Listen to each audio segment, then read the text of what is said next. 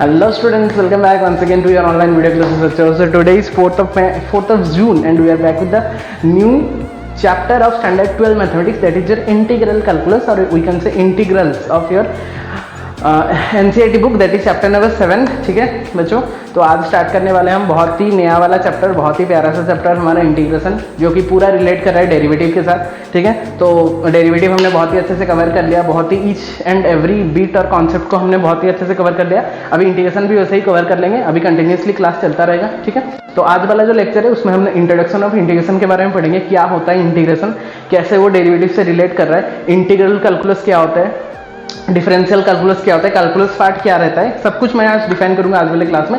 तो हर एक चैप्टर का इंट्रोडक्शन जो पार्ट रहता है वो बहुत ही इंपॉर्टेंट होता है वो चैप्टर को कवर करने के लिए. तो आज भी वही सेम आ गया इंट्रोडक्शन पार्ट, जिसमें कि आप लोगों को पूरा लास्ट तक रहना है क्लास का, और लास्ट तक पूरा अटेंड करना है क्लास को. और जितना भी कॉन्सेप्ट बोला जा रहा है उसको थोड़ा सा नोट डाउन करो, जितना भी फॉर्मूला बोला जा रहा है उसको थोड़ा नोट डाउन करो, जो कि रिवीजन के टाइम में बहुत ही आप लोगों को हेल्प करने वाला है. और अभी तक आप लोग अगर नए हो चैनल में और सब्सक्राइब नहीं किए हो, नए व्यूअर हो, तो जल्दी से जाके रेड कलर का बटन दिख रहा होगा, उसको सब्सक्राइब करो. जितना जल्दी करोगे उतना जल्दी नोटिफिकेशन मिलेगा और उतना जल्दी आप लोग क्लास को करके बहुत सारा कॉन्सेप्ट को गेन कर सकते हो बच्चों. ठीक है, और अगर आप लोग अभी तक डिफरेंशियल कैलकुलस या फिर डेरिवेटिव चैप्टर नंबर 5 अगर कवर नहीं किए हो, तो लिंक इन द डिस्क्रिप्शन दिया गया है, सब कुछ लिंक में गिवन है, उसमें जाओ डायरेक्टली, उसका डेरिवेटिव का जितना भी कॉन्सेप्ट है उसको कवर करो, फिर इंटीग्रेशन वाला पार्ट कवर करोगे तो ज़्यादा इफेक्टिव रहेगा, क्योंकि पूरा मेन 80 to 70% वो डेरिवेटिव के ऊपर ही डिपेंड कर रहे हैं इंटीग्रेशन. तो अगर आप लोग डेरिवेटिव भी क्लियर नहीं हो तो इंटीग्रेशन में कहीं ना कहीं आप लोग कंफ्यूजन लग सकता है बच्चों. ठीक है, तो that is all about your introduction part of integration. तो ज़्यादा देरी ना करके डायरेक्टली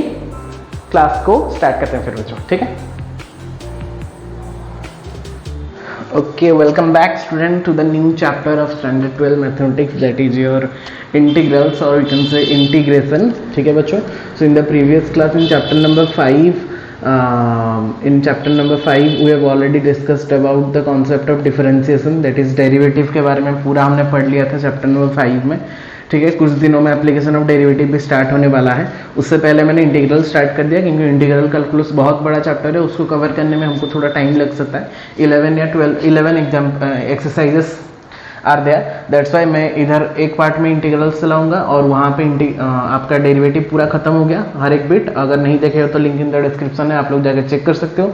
बाकी ITF भी चल रहा है, इन्वर्स ट्रिगोनोमेट्री फंक्शन, उसका 2 लेक्चर हो गया है, उसका और बाकी 2 लेक्चर बाकी है. वो कंप्लीट होने से मैं AOD स्टार्ट करूँगा, एप्लीकेशन ऑफ डेरिवेटिव चैप्टर 6. आज हम स्टार्ट करेंगे chapter number 7, that is your integration. तो जो कुछ थोड़ा नोट्स वगैरह लिखना होगा ये वाला में मैं ऑलरेडी लिख दिया, क्योंकि टाइम कंज्यूम होता लिखने में, इसलिए मैं स्टार्टिंग से इसको लिख के रेडी रखा हूँ.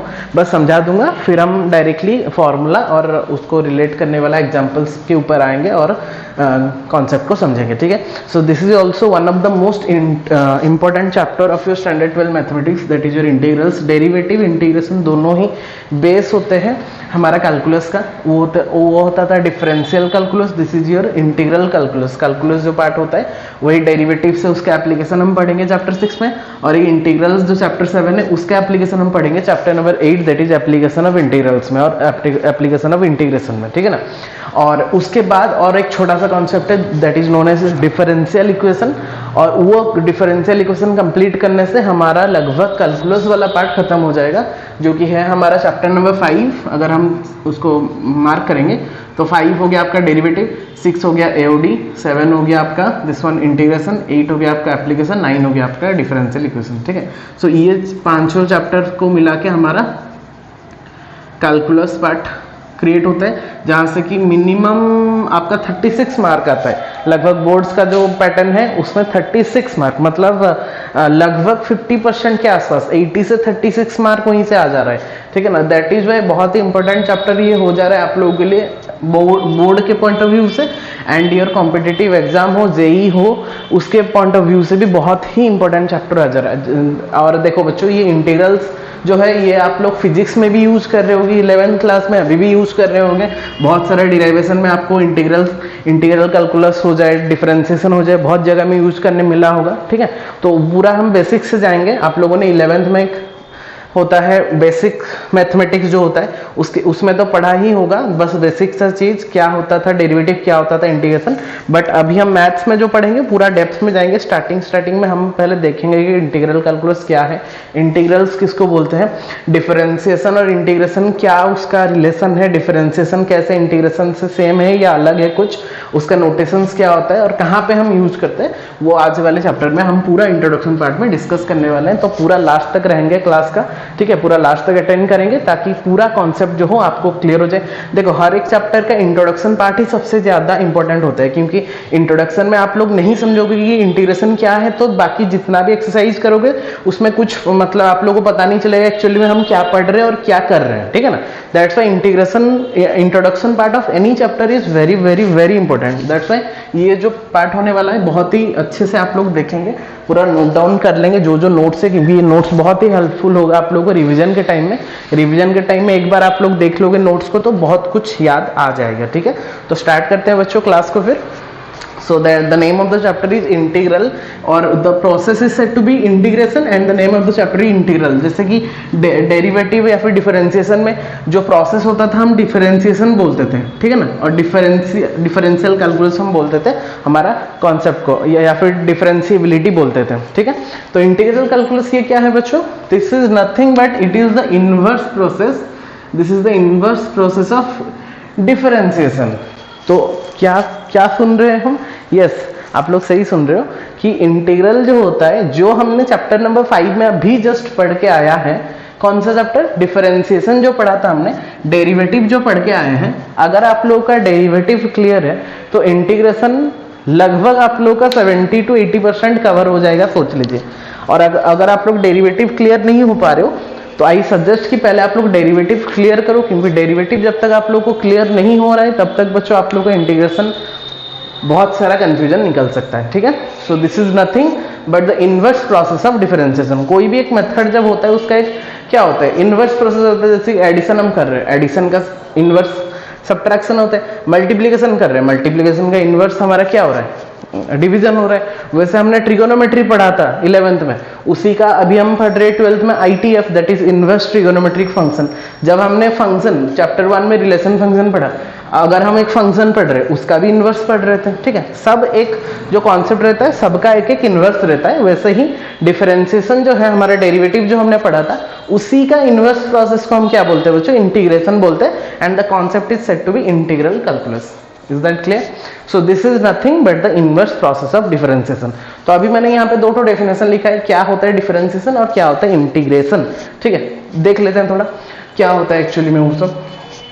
तो we are given a function, differentiation में क्या होता था, हमको एक फंक्शन दिया रहता था and we are required to find the derivatives of और डिफरेंशियल कोफिशिएंट। हमको एक फंक्शन दिया रहता था और उसका हम डेरिवेटिव निकालते थे। देखो सिंबॉलिकली अगर लिखेंगे, one function is given to us, suppose f of x, capital F of x is given to us and we have to differentiate it with respect to x, so d by dx of f of x and we'll get another function that is small f of x। कोई भी एक function निकल जाता, ये होता था derivative का concept. This is called derivative concept, differential concept, ठीक है। उसको उल्टा करके लिखेंगे so it will become the integral calculus और इंटीग्रेशन प्रोसेस हो जाता है। तो यहाँ पे क्या होगा, देखो वही जो डेरिवेटिव हमने किया उसी डेरिवेटिव को इंटीग्रेट करेंगे तो मुझे वो पर्टिकुलर फंक्शन मिल जाएगा। पहले फंक्शन को हमने डेरिवेटिव किया, उसको हमारा निकला f of x, जो निकला हमारा f of x उसको अगर हम फिर से इंटीग्रेट करेंगे with respect to x, then we'll get that particular function जो हमने डेरिवेटिव किया था, that is f of x plus 1c लिखना पड़ता है, that is known as integration constant or constant of integration। Is that clear? So integration is what? The derivative of some function, जो भी function है some function is given, तो derivative of some function is given and we are required to find that particular function।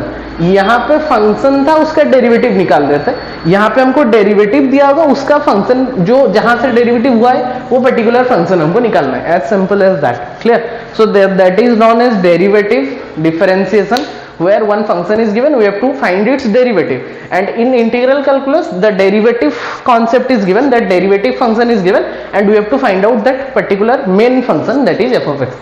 एक F of x, capital F of x को हमने derivative किया तो small f of x निकला। अगर वही derivative term का अगर हम इंटीग्रेशन करेंगे विथ रिस्पेक्ट टू एक्स तो हमको जो वाला फंक्शन मिलेगा that process is said to be integration, nothing else. Done बच्चों? That integration is also said to be anti-derivative also you can say, because it is the inverse of derivative, that's why it is called anti-derivative, और also we can say primitive। ठीक है, कहीं कहीं पे primitive रहता है, मतलब entrance वगैरह में कहीं पे primitive पूछ देगा या फिर एंटी डेरिवेटिव पूछ देगा तो कंफ्यूजन नहीं होना है, उसका मतलब भी वही क्या होता है, इंटीग्रेशन ही होता है। ठीक है, सो यहाँ पे जो मैंने नोटेशंस यूज किया, सिंबलिकली हमने इसको डिस्क्राइब किया। कुछ नोटेशंस जो हमने यूज किया जो कि ये वाला एस टाइप का जो सिंबल होता है, पूरा तो एस नहीं होता, ऐसे होता है लाइक दैट। ठीक है, that stand for integral of, मतलब किसका इंटीग्रेशन, मतलब integral of f of x, integral of sine x, integral of any function, integral of mod x, integral of cos x. So that sign is said to be integral. जैसे derivative का था d by d x, derivative d by d x था, वैसे F dash x था, इसका वैसे integration का integration, उसका और कुछ सिंबल नहीं रहता। ठीक है, जो डी एक्स लिखा रहता है, d x that is said to be with respect to, ये होता है इंटीग्रल ऑफ, ये होता है विथ रेस्पेक्ट टू। जैसे डी बाई डी एक्स हम करते थे derivative of any function with respect to x करते थे, डी एक्स जो नीचे रहता था, यहाँ पे वैसे ये डी एक्स यहाँ पे उसके साथ मल्टीप्लाई होकर रहेगा, इसका मतलब function of f of x का derivative with respect to x, f of x का derivative with respect to x. ठीक है, अगर वाई डी वाई लिखा होगा तो विथ रेस्पेक्ट टू वाई होगा ऑब्वियसली। ठीक है, एफ ऑफ एक्स, जो फंक्शन एफ ऑफ एक्स लिखा है that is the function to be integrated called integrand. जो फंक्शन का इंटीग्रेशन हम करते हैं, जैसे कि साइन एक्स का इंटीग्रेशन हम कर रहे हैं, तो in that case sine x is called integrand, INTEGRAND, integrand. ठीक है, द फंक्शन टू बी, ये टू है, to be integrated called integrand. And see as we know the c is the constant of integration, और integration constant वो रहता है। ठीक है, इंटीग्रेशन जब हम करते हैं उसका एक कांस्टेंट रहता है, that is called as c। So this is the whole concept और whole basic introduction to your integration which is the inverse of derivative और डिफरेंशिएशन। इसी के बारे में अभी हम पढ़ने वाले हैं। पहले कुछ फॉर्मूला के ऊपर बेस करके कुछ फॉर्मूला को लिखेंगे, इसके बाद ठीक है उसको रिलेट करके कैसे हम पर्टिकुलर फंक्शंस का डेरिवेटिव निकालते हैं, इंटीग्रेशन निकालते हैं, और डेरिवेटिव से वो कैसे रिलेट करता है हर एक एग्जांपल मैं दूंगा अभी नेक्स्ट जो कॉन्सेप्ट हम पढ़ेंगे। एंड अभी जो मैंने पढ़ा है these are the basic concept of integral, what is integral, what is its meaning, what is differentiation, what is integration, how differentiation is related with integration. So symbolically अगर f of x का derivative कर रहे हैं, f of x निकल रहा है small f of x, वही particular का अगर इंटीग्रेशन कर रहे हैं तो हमको जो पर्टिकुलर वैल्यू मिलेगा that process is said to be integration, जहाँ पे कुछ उसका क्या क्या जरूरत होता है वो सब हमने लिखा है। देन बच्चों आई होप कि इतना तक पूरा अच्छे से समझ में आ गया होगा। देन अगर पूरा अच्छे से कॉन्सेप्ट क्लियर हो गया है then pause the video and जितना भी यहाँ पे लिखा है थोड़ा सा उसको नोट कॉपी में अच्छे से आप लोग नोट डाउन कर लो, जो कि रिवीजन के टाइम में आप लोगों को बहुत ही हेल्प करेगा। ठीक है, फिर हम नेक्स्ट टॉपिक में आते हैं जिसमें कि हम फॉर्मूला और कैसे हम उसको करेंगे उसके बारे में जानेंगे। ठीक है, before that pause the video और जितना भी लिखना है उसको थोड़ा सा नोट डाउन कर लो। ओके बच्चों, अभी आते हैं हम कुछ इंपॉर्टेंट फार्मूलाज में इंटीग्रेशन को लेके। सो अभी जस्ट हमने पढ़ा उसके बारे में इंट्रोडक्शन टू इंटीग्रेशन में कि क्या है इंटीग्रल कैलकुलस, क्या होता है और वो कैसे डेरिवेटिव का एंटी डेरिवेटिव होता है, मतलब उसका रिवर्स होता है या फिर इनवर्स हम बोल सकते हैं। तो उसी को बेस करके अभी कुछ फार्मूला के ऊपर हम ध्यान देते हैं और हम चेक करते हैं these are the standard formula that will use in our upcoming problems. तो यही सब फार्मूला को लेके अभी हम इंटीग्रेशन करने वाले हैं। और भी बहुत सारा फार्मूला है, इन्वर्स वाला फार्मूला है, सब्स्टिट्यूशन वाला जहाँ पे यूज होगा, जो जहाँ पे यूज होगा मैं बताऊंगा, बट जितना अभी मैंने लिखा है so these are the standard formula you can say. Okay, अभी जो है सब कुछ स्टैंडर्ड फार्मूला है, उसको अभी थोड़ा डिस्कस करते हैं कि कैसे कहाँ पे क्या यूज करेंगे ताकि इसको यूज करके हम बाकी प्रॉब्लम्स को सॉल्व कर सकते हैं। सो द पहला फार्मूला जो है, जो कि हमारा डेरिवेटिव का भी मेन फार्मूला था, हमारा कौन सा बताओ, derivative of x to the power n+1 by n+1। तो यहाँ पे मैंने डायरेक्टली ये वाला फॉर्मूला लिखा है, आप लोग अगर इसका डेरिवेटिव निकालोगे तो आपको निकलेगा x to the power n निकलेगा। यहाँ पे याद रखना हमेशा n is not equal to -1 होना चाहिए। ये वाला कंडीशन में n is not equal to -1, मतलब -1 नहीं होना चाहिए। ठीक है, -1 होने से ये अनडिफाइंड हो जा रहा है नीचे वाला, तो -1 को छोड़ के बाकी कुछ भी वैल्यू ले सकते हैं। तो that formula only is everywhere defined except n equal to -1। ठीक है, चाहे वो डेरिवेटिव हो चाहे वो इंटीग्रेशन हो। तो अगर x2 n+1 पे n+1 करेंगे डेरिवेटिव तो उसका डेरिवेटिव निकलेगा कितना बच्चों, x2 n निकलेगा। तो मैंने क्या बोला था कि derivative is the inverse of integration. तो अगर एक फंक्शन का डेरिवेटिव इतना हो रहा है तो पर्टिकुलर फंक्शन का अगर इंटीग्रेशन करेंगे विथ रिस्पेक्ट टू एक्स तो मुझे ये वाला वैल्यू मिल जाएगा। तो अभी उसको एक्सचेंज कर दो, तो इंटीग्रेशन का symbol x to the power n dx with respect to x we'll get x to the n plus 1 by n plus 1 plus c. So this is the very first formula of our integration. तो हमारा x to the n वाला formula था derivative में, जहाँ पे कि हम use करते थे n into x to the power n minus 1 करके यूज करते थे डेरिवेटिव वाला कॉन्सेप्ट में। इंटीग्रेशन में हम क्या करेंगे, वहाँ पे हम घटाते जा रहे थे डेरिवेटिव में, यहाँ पे हम इंक्रीज करते जाएंगे पावर को। वहाँ पे देखो पावर n माइनस 1 होता जा रहा था, पूरा नीचे नीचे जा रहा था, यहाँ पे पावर बढ़ता जाएगा। जितना पावर लेंगे x टू द पावर एक पावर बढ़ जाएगा whole divided by n plus 1 plus c। इसको लेके हम एग्जांपल्स करेंगे, इसके बाद पहले फॉर्मूला को डिफाइन कर लेते हैं। So this is the very first formula, derivative of x to the power n plus 1 by n plus 1 का डेरिवेटिव अगर हो रहा है x to the power n, तो x to the power n का इंटीग्रेशन कितना होगा, x to the power n plus 1 by n plus 1 plus c। c is the integration constant, वो सब जगह में यूज होगा। अभी सेकंड में आते हैं, अगर मैं पूछूं तुम लोग को डेरिवेटिव ऑफ x कितना होता था, तो डेरिवेटिव x इज 1, ठीक है। तो डेरिवेटिव x अगर 1 होता था तो इंटीग्रेशन ऑफ 1 कितना होगा फिर x। डेरिवेटिव x अगर 1 हो रहा है तो इंटीग्रेशन ऑफ 1 करेंगे तो कितना देगा, वो पर्टिकुलर वैल्यू एक फंक्शन देगा, दैट इज x। तो 1 का जब हम इंटीग्रेशन करेंगे with respect to d, so will get कितना बच्चों, x प्लस c, ठीक है। सो अगर अभी हमको इंटीग्रेशन को ध्यान है, और डेरिवेटिव मैंने यहाँ पे साइड में लिख दिया ताकि आप लोग अच्छे से रिलेट कर पाओ, तो कि कैसे हमारा जो डेरिवेटिव हो रहा है और इंटीग्रेशन हो रहा है एक दूसरे से इनवर्स का रूल फॉलो कर रहे हैं। ओके, अभी थर्ड वाला एग्जांपल में आता है ट्रिगोनोमेट्री वाला। हमको पता है कि sin x का डेरिवेटिव कितना होता था, sin x का डेरिवेटिव होता था cos x। तो अगर हम cos x का इंटीग्रेशन करेंगे with respect to d, so will get कितना बच्चों, sin x plus c। sin x का डेरिवेटिव cos x, तो cos x का डेरिवेटिव कितना, इंटीग्रेशन कितना हो जाएगा, sin x हो जाएगा। वैसे माइनस cos x, यहाँ पे मुझे sin x लाना था इसलिए मैंने इसको माइनस cos x कर दिया। तो माइनस cos x का डेरिवेटिव कितना होता है, sin x। तो sin x का इंटीग्रेशन करेंगे तो कितना निकलेगा, minus cos x plus c। तो ये ध्यान रखना, sin x का इंटीग्रेशन माइनस cos x हो जाए और cos x का इंटीग्रेशन sin x। डेरिवेटिव में उल्टा होता था, ये प्लस में होता था, साइन का प्लस में होता था, कॉस का माइनस में होता था। बट यहाँ पे इंटीग्रेशन में चेंज हो जाएगा, साइन का माइनस ऑफ कॉस थीटा होगा और कॉस का साइन थीटा होगा और साइन एक्स प्लस सी होगा, ठीक है। सी को याद रखेंगे, इंटीग्रेशन कांस्टेंट है। थर्ड वाला भी हो गया। फोर्थ वाला में आता है tan x का डेरिवेटिव कितना होता है, sec स्क्वायर x होता है। तो वही sec स्क्वायर x का जब हम इंटीग्रेशन कर देंगे तो कितना निकलेगा बच्चों, tan x plus c. Simple concept, ठीक है। डेरिवेटिव, इसलिए डेरिवेटिव हमको पूरा स्ट्रॉन्ग करना है। डेरिवेटिव का स्ट्रॉन्ग है तो इंटीग्रेशन बहुत ही आसानी से आप लोग कर लोगे। अभी अगर माइनस कॉट एक्स, इसमें पॉजिटिव रखना था मुझे इसलिए मैं इधर में माइनस कर दिया हूं। तो माइनस कॉस एक्स का डेरिवेटिव होता था cos x स्क्वायर एक्स। तो cos x स्क्वायर एक्स का इंटीग्रेशन कितना हो जाएगा फिर, minus cot x plus C. तो कहीं ना कहीं आप लोगों को अगर फॉर्मूला याद भी नहीं आ रहा है इंटीग्रेशन का, तो डेरिवेटिव वाला फॉर्मूला को याद करके आप लोग बहुत ही अच्छे से याद दिला सकते हो। वैसे sec x का डेरिवेटिव होता था sec x plus tan x, ठीक है। तो sec x into tan x का, यहाँ पर tan x था, उसका जब इंटीग्रेशन कर देंगे तो कितना हो जाएगा बच्चों, sec x प्लस सी हो जाएगा। सिंपल कॉन्सेप्ट, ठीक है। लास्ट वाला फॉर्मूला, माइनस cos x का डेरिवेटिव कितना होता था, मींस cos प्लस का होता था, इसमें मैंने माइनस कर दिया, cot x into cos x। तो cot x into cos x से इंटीग्रेशन अगर लेंगे तो कितना हो जाएगा, minus cos x plus c. So these are the standard formulas we can say of your integration, जो कि डेरिवेटिव से ही हम रिलेट कर रहे हैं। मैंने लेफ्ट साइड में डेरिवेटिव वाला पार्ट इसीलिए लिखा कि ताकि आप लोग को रिलेट करने में प्रॉब्लम ना हो। डेरिवेटिव को आप लोग बहुत ही आसानी से मतलब रिलेट करके कर सकते हो, ठीक है। So these are the concepts of your integration.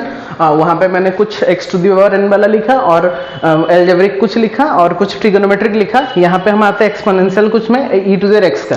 तो derivative e to the x होता है, तो e टू द x का इंटीग्रेशन भी कितना होगा फिर, e to the x plus C. तो e टू द x ऐसा फंक्शन है, सिंगल फंक्शन है जिसका डेरिवेटिव भी e to the power x ही होता है और इसका इंटीग्रेशन भी e टू द x होता है और प्लस c बस ऐड होता है, ठीक है। log x का डेरिवेटिव हमने कितना पढ़ा था, 1/x हो रहा था। Derivative of log x is 1/x। तो 1/x का इंटीग्रेशन अभी हम करेंगे तो कितना हो जाएगा, log x प्लस c, ठीक है। सिंपल। अभी a to the power x का आता है। अगर a to the power x का a to the x log a होता था, तो अगर हम a to the power x log a ले जाएंगे, क्योंकि मुझे ये वाला फॉर्मेट दिखाना था, तो a to the x log a का डेरिवेटिव कितना हो जाएगा ना, log a कैंसिल हो जाएगा, a to the power x आएगा, ठीक है। तो अगर वही a टू द x का हम इंटीग्रेशन करेंगे then will get a to the power x by log a plus a, क्योंकि a to the power x log a का derivative a to the power x होता है। तो obviously a to the x का integration कितना हो जाएगा, a to the x by log a plus c. So this is the integration of that particular function. So here are some trigonometric function, here are some algebraic function, here are some exponential function and here is your logarithmic function. तो सारा का मैंने define कर दिया जो standard हमारा formula होता है ऑफ इंटीग्रेशन। तो इसको यूज करके हम अभी नेक्स्ट वाला हमारा जो एक्सरसाइज है 7.1 उसको सॉल्व करेंगे। बहुत ही सिंपल कॉन्सेप्ट है, बस आपको फॉर्मूला को रिलेट करके करना है, ठीक है।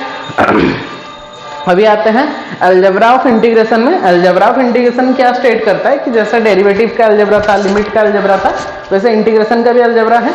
और अलजेब्रा ऑफ इंटीग्रेशन में क्या बोला गया है कि वहां पे आप लोगों को प्रॉपर्टीज को यूज करना है, ठीक है, प्लस और माइनस का। जब प्रोडक्ट वाला जाएंगे वो तो हम धीरे धीरे सीखेंगे बाद में, जैसे हम डेरिवेटिव का भी सीख रहे थे।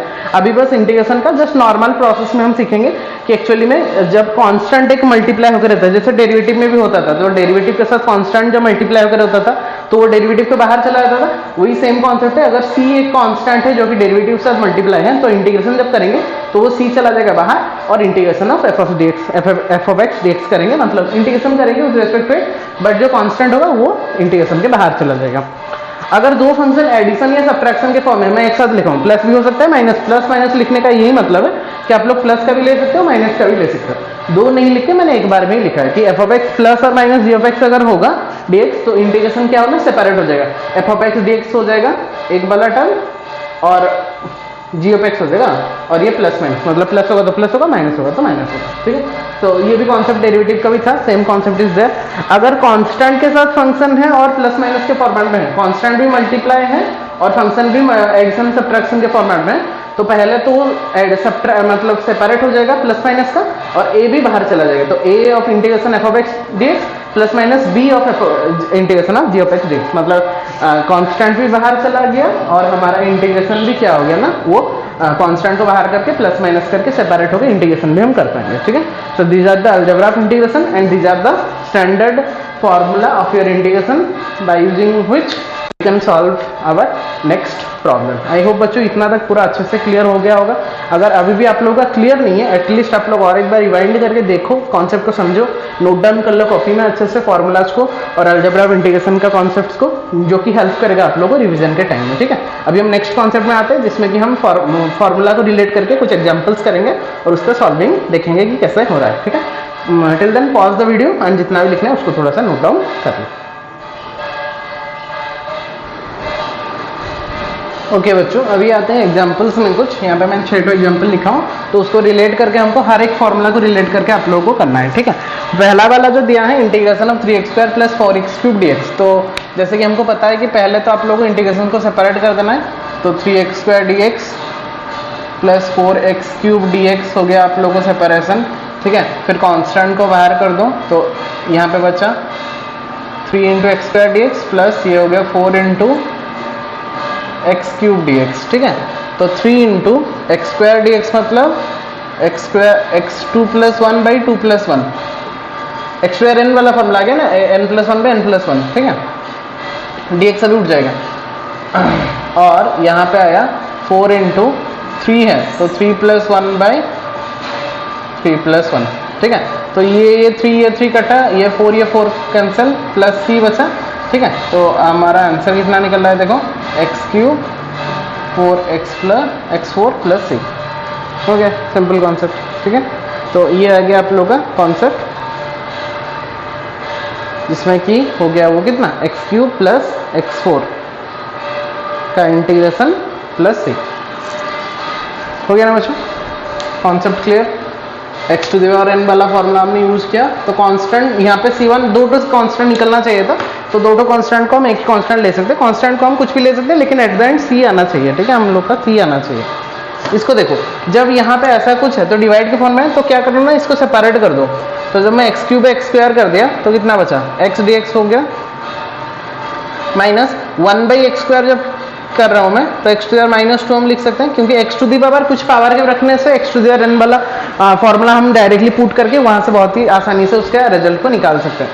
तो x³ x² जब हमने क्या सेपरेट कर दिया, बस x³ x² जब क्या x हुआ, x dx का इंटीग्रेशन, यहाँ पे 1/x² जब वो x⁻² dx का इंटीग्रेशन, तो x का इंटीग्रेशन कितना हो जाएगा फिर x²/2, क्योंकि एक पावर बढ़ जाएगा, 1 था तो 2/2 हो जाएगा, माइनस -2 है, तो -2 जब है वो एक इंक्रीज होगा, तो -2 का एक इंक्रीज होगा तो कितना होगा, -1 होगा ऑब्वियसली, प्लस c, क्लियर।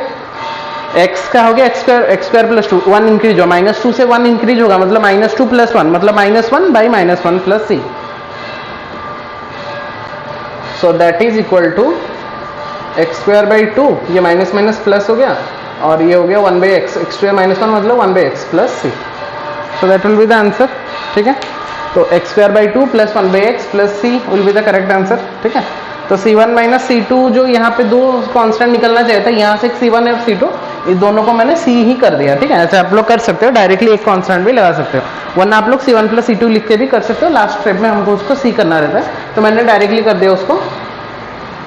यहाँ से C1 निकलता, यहाँ से C2 निकलता, तो C1 प्लस C2 को मैंने C पूरा ले लिया, तो डायरेक्टली मैंने लिखा x square by 2 plus 1 by x plus c directly. ठीक है, अच्छा यहाँ पे देखो एक्स, यहाँ पे भी एक्स स्क्वायर एन वाला कॉन्सेप्ट लग रहा है, पहले सेपरेट कर देते हैं, तो 2/3 dx का इंटीग्रेशन प्लस ये वाला हो गया 1 dx का इंटीग्रेशन, तो एक्स स्क्वायर 2/3 मतलब 2/3 प्लस 1 बाय 2/3 प्लस 1 प्लस 1 का इंटीग्रेशन कितना होता है, x होता है, ये ध्यान याद रखना, प्लस 6, तो x to the power 2/3 plus 1 by नीचे में कितना हो गया बच्चों 2/3 प्लस 1, फिर 1 का हो गया x प्लस कितना हो गया c हो गया, तो 2/3 जो होता है 2/3 प्लस 1 हो गया आप लोग का 5/3 और ये 5/3 नीचे, तो ऊपर आ जाएगा तो कितना हो जाएगा 3/5, तो 3/5 x to the power 5/3 plus x plus 6। ये 3/5 कैसे हुआ, अभी तुम लोग पूछोगे सर 3/5 कैसे हुआ, जो 5/3 नीचे में था वो रेसिप्रोकल जब हो जाएगा ऊपर आ जाएगा, रेसिप्रोकल हो जाएगा, विल गेट 3/5। ठीक है बच्चों, इतना तक पूरा clear concept, x to there n वाला कॉन्सेप्ट को लगा के हमने इसका एग्जांपल्स कुछ किया। बैकग्राउंड में थोड़ा सा मंदिर का घंटी बज रहा है तो उसको थोड़ा सा एडजस्ट करना। ठीक है, अभी आरती चल रहा है, तो अभी आते हैं एग्जाम्पल नंबर 4 में। एग्जाम्पल नंबर 4 में क्या बोल रहा है कि cos 2x का इंटीग्रेशन dx, cos 2x, तो हमको बच्चों पता है cos x का इंटीग्रेशन होता है sin x plus c, cos x जब हम करते थे तो उसका इंटीग्रेशन होता था sin x प्लस c, जब cos 2x आ जाएगा, ठीक है, चेन रूल का याद आ रहा है आप लोगों को, डेरिवेटिव में चेन रूल याद आता था, चेन रूल को हम मल्टीप्लाई कर देते हैं, ठीक है, और इंटीग्रेशन उसका उल्टा है, तो इसमें क्या करेंगे उसको डिवाइड करेंगे, मतलब उसका डेरिवेटिव को डिवाइड करेंगे, तो cos 2x का कितना हो गया sin 2x इंटीग्रेशन बाय जो 2x है उसका डेरिवेटिव, मतलब 2x का अगर हम डेरिवेटिव निकालेंगे कैसे होगा मैं सब्स्टिट्यूशन जब पढ़ाऊंगा तब मैं बताऊंगा, बट अभी के लिए बस जान लो कि जितना भी होगा उसका एक्स्ट्रा अमाउंट ये वाला जो एडिशनल फंक्शन होता है 2x उसका डेरिवेटिव निकाल देंगे, तो डेरिवेटिव उसका 2 हो रहा है, जितना डेरिवेटिव निकलेगा उसको डिवाइड कर देंगे। क्यों डिवाइड करेंगे, क्यों डिवाइड करेंगे और कैसे डिवाइड करेंगे वो तो मैं सब्स्टिट्यूशन मेथड में बताऊंगा ही, बस अभी के लिए ट्रिक के लिए याद रखेंगे कि ऐसा कुछ अगर एडिशनल फंक्शन आ जा रहा है cos 2x sin 2x और tan 2x x square 2x, तो वो जो हमारा जब हम चेन रूल करते थे डेरिवेटिव में उसको मल्टीप्लाई करते थे, मतलब 2 sin 2x होता है, इसको cos 2x का डेरिवेटिव जब करते हैं -2 sin x होता है, बट इंटीग्रेशन में क्या होगा ना मल्टीप्लाई ना करके उसको डिवाइड, cos 2x का इंटीग्रेशन होगा sin 2x क्योंकि cos का साइन होता है, फिर जो 2x का डेरिवेटिव होता है उसको डिवाइड करना रहता है। क्यों होता है ये सब्स्टिट्यूशन जब मैं पढ़ाऊंगा नेक्स्ट लेक्चर में तब डिटेल में बताऊंगा, अभी के लिए इतना काफी है आप लोगों को जानना। ठीक है, इसका देखते हैं, सेपरेट कर दो इसको, ये हो गया आपका sin x dx का इंटीग्रेशन प्लस 2 बाहर चला गया डायरेक्टली, ये कितना हो गया बच्चों cos x dx का इंटीग्रेशन।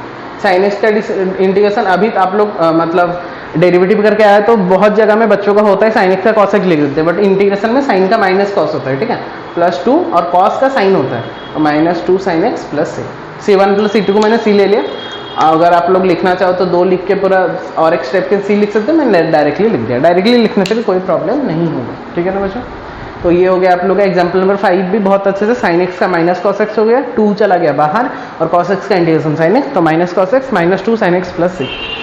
ठीक है, ये हो गया, ये हो गया आप लोग का ट्रिगोनोमेट्री वाला, कुछ एक्सपोनेंशियल फंक्शन में आता है जैसे कि ये वाला है, तो यहाँ पे डायरेक्टली अगर करूंगा मैं तो 5 चला गया बाहर और e to the power x dx का इंटीग्रेशन -7 चला गया बाहर, a to the power x dx का इंटीग्रेशन 5 e to the power x को e टू दी x रहता है उसका तो चेंज नहीं होगा, 7 into a to the power x का कितना होता है बच्चों a to the power x log a होता है प्लस। ठीक है, सी देना मत भूलना, इंटीग्रेशन कांस्टेंट जो होता है उसको देना नहीं भूलेंगे, ठीक है। तो 5e to the x minus 7a to the x by log a plus c, simple concept, ठीक है। तो यहाँ पे हमने कांस्टेंट का प्रॉपर्टी भी यूज़ किया, कांस्टेंट जो बाहर जाता है, और एडिशन सब्ट्रैक्शन का भी प्रॉपर्टी यूज़ की, ठीक है बच्चों। So these are the 6 example जो कि जहाँ पे कि हमने x to the power n वाला भी कॉन्सेप्ट यूज़ किया, ट्रिगोनोमेट्री वाला कॉन्सेप्ट भी यूज़ किया, एक्सपोनेंशियल वाला भी फंक्शन यूज़ किया, और कुछ एग्जाम्पल्स देखते हैं डिफरेंट टाइप का, एनसीईआरटी का हो सकता है, बाहर का। मैं और डायरेक्टली 7.1 से रिलेट कर रहा है, आप लोग इसको देख के 7.1 बहुत अच्छे से कर सकते हो, मैं लेकिन रैंडम एग्जाम्पल्स करवा दे रहा हूँ, आप लोग उसको रिलेट करके फिर एक्सरसाइज वाला प्रॉब्लम को खुद से कर लेना, ठीक है। और कुछ एक्स्ट्रा क्वेश्चन भी मैं डिस्क्रिप्शन में दे दूंगा असाइनमेंट के टाइप का, आप लोग पूरा लेक्चर देखने के बाद वो असाइनमेंट का क्वेश्चंस को खुद करना, ताकि प्रैक्टिस सेट मतलब प्रैक्टिस सीट जैसा आप लोग उसको कर सकते हो, ताकि और ज़्यादा कन्फ्यूजन मतलब और ज़्यादा कॉन्सेप्ट क्लियर हो जाएगा, जितना क्वेश्चंस करेंगे उतना ज़्यादा कॉन्सेप्ट क्लियर होगा, ठीक है। तो इतना तक अगर कंप्लीट है देन पॉज द वीडियो, और जितना भी लिखना है उसको थोड़ा सा नोट डाउन कर लो। ओके बच्चों, अभी आते हैं बाकी 6 एग्जाम्पल में। पहला 6 एग्जाम्पल में हम डिफरेंट टाइप का फंक्शंस को लेके किए थे, यहाँ पे कुछ डिफरेंट टाइप का फंक्शंस मैंने एनसीईआरटी से लिया है, एक्सरसाइज वाला प्रॉब्लम से, बाकी कुछ रिलेट कर रहे हैं, और अदर मैंने कुछ रैंडमली कुछ दिया है, उसको देखते हैं और सॉल्व करते हैं। इतना अगर आप लोग कर लोगे, आई होप 7.1 का एक्सरसाइज जो है पहला वाला इंट्रोडक्शन पार्ट इंटीग्रेशन का, चाहे वो सीबीएसई हो, सीएचएसई हो, या फिर कहीं से भी हो, आराम से कर सकते हो। यहाँ पे कि नॉर्मल इंटीग्रेशन हो रहा है, इंट्रोडक्शन पार्ट में हो रहा है, ठीक है। तो इसको देखते हैं, यहाँ पे दे दिया 1 minus sine x by cos square x d x. तो इसको अगर मैं सेपरेट करके लिखूँ तो 1 बाई कॉस स्क्वायर एक्स कितना हो गया, तो इसको ऐसे मैं अगर लिखूँगा तो 1 by cos square x d x minus यहाँ पे कितना हुआ साइन एक्स, तो ये इसको मैं ऐसे लिख रहा हूँ sine x into cos x 1 by cos x d x लिख सकते हैं। Sine by cos square x था तो sine by cos into 1 by cos लिखा, और ये 1 बाई कॉस स्क्वायर, तो ये कितना हो गया बच्चों sec square x d x, और ये हो गया आप लोगों का tan x into sec x d x. ध्यान से अगर देखेंगे सेक स्क्वायर एक्स किसका इंटीग्रेशन होता था, याद करो, किसका डेरिवेटिव होता था tan x का, और minus sec x into tan x कितना होता था माइनस सेक एक्स का, तो tan x minus sec x plus sec. Concept clear. Sec square x tan x का डेरिवेटिव तो tan x हो गया, tan x into sec x का डेरिवेटिव तो ये हो गया minus sec x plus C. बहुत ही सिंपल कॉन्सेप्ट, ठीक है। इसको क्या करेंगे बच्चों, इसको एक्सपांड कर दो तो ये कितना हो गया, देखो a square x square plus B का होल स्क्वायर फॉर्मूला पुट कर दो, B square plus 2ab x, हाँ इसका इंटीग्रेशन dx। तो ए स्क्वायर पहले ये निकल गया, एक्स स्क्वायर का बच्चों कितना हो गया बच्चों इंटू एक्स क्यूब बाई 3, मैं डायरेक्टली कर रहा हूँ। बी स्क्वायर तो बी स्क्वायर बाहर चला गया, 1 बचा, 1 का इंटीग्रेशन x होता है, 2ab पूरा बाहर चला गया, x का इंटीग्रेशन कितना होता है x square by 2 plus C, 2 cancel, और तो कुछ कैंसिल नहीं हो रहा है, सो सिंपली इसका आंसर कितना हो जाएगा a square x cube by 3 plus b square x plus x square a b plus सी, ठीक है। बस उसको मैंने सिंप्लीफाई करके लिख दिया, ये ऊपर वाला का आंसर, ये सेकंड वाला का आंसर, ठीक है। कुछ भी कैंसिल नहीं हो रहा है, बस यहाँ पे 2 कैंसिल हुआ, तो ये बस बचा x square a b plus c हो गया। इसको देखते हैं, इसको भी ए प्लस बी का होल स्क्वायर को फॉर्मूला में पुट कर दो, एक्स रूट एक्स का होल स्क्वायर कितना हो गया एक्स हो गया, 1 बाई रूट एक्स का कितना हो गया 1 बाई एक्स हो गया, minus 2 into root x into 1 by root x, A plus B का होल स्क्वायर फॉर्मूला पुट किया ना, डी एक्स का इंटीग्रेशन हो गया, एक्स का इंटीग्रेशन बच्चों कितना x square by 2, 1 by x का कितना हमने पढ़ा था लॉग एक्स, ठीक है। और यहाँ पे तो रूट एक्स कट गया, और यहाँ पे और स्क्वायर में क्यों दे रहा हूँ बेटा, यहाँ पे स्क्वायर नहीं, तो 2 बचा है यहाँ पे, तो माइनस 2 इंटू एक्स, 1 का तो एक्स ही होता है प्लस सी,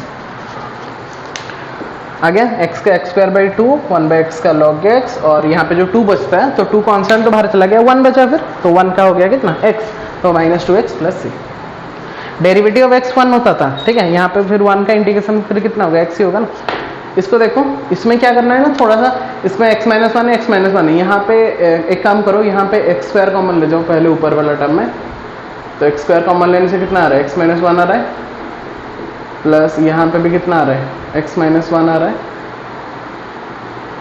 x माइनस 1 यहाँ पे भी है, होल डिवाइडेड बाय नीचे में भी कितना आ रहा है x माइनस 1 आ रहा है, ठीक है।